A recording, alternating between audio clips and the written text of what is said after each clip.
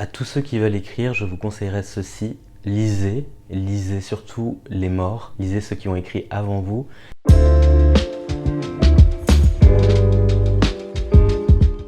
Bonjour, je m'appelle Clément Ribes et je suis l'auteur de 1000 images de Jérémie aux éditions Verticales. C'est l'histoire d'un homme, le narrateur, qui se souvient d'un autre homme qu'il a aimé et qui, se remémorant son histoire d'amour, se perd dans les méandres de sa mémoire.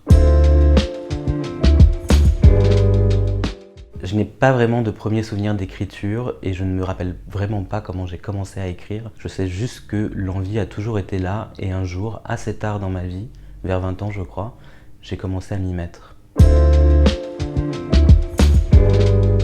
Comme je travaille en journée, j'écris surtout le soir. J'écris dans des carnets, la nuit, quand vraiment il n'y a plus aucun bruit nulle part et que je suis dérangé par personne. Et une fois que le texte est fini à la main, je le retape à l'ordinateur et je commence le long travail de correction. Pour surmonter une panne d'inspiration, je conseillerais d'arrêter d'écrire pour un temps, de lire les autres et d'écrire autre chose, surtout écrire son journal, ce qui permet de maintenir un lien avec l'écriture quotidienne sans avoir d'enjeu de création de romans ou d'histoires. C'est une manière de se remettre à l'écriture sans écrire vraiment. Je dirais pas qu'il y a des écrivains qui m'ont donné envie d'écrire, mais il y a des écrivains qui m'ont émerveillé, qui ont été très importants pour moi dans ma vie de lecteur. Je pense à Pierre Guyota, je pense à Chloé Delhomme. Et pour ce livre, il y a, je dirais, deux écrivains qui ont été les influences les plus importantes.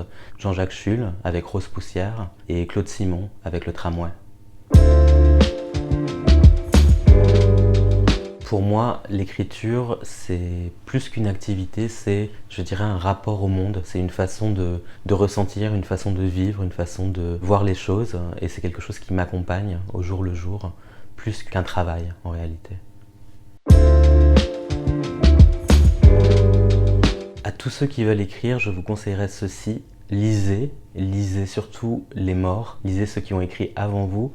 Et le plus important, c'est écrivez comme si vous ne seriez jamais lu. C'est la seule façon pour moi d'être au plus près de soi quand on écrit.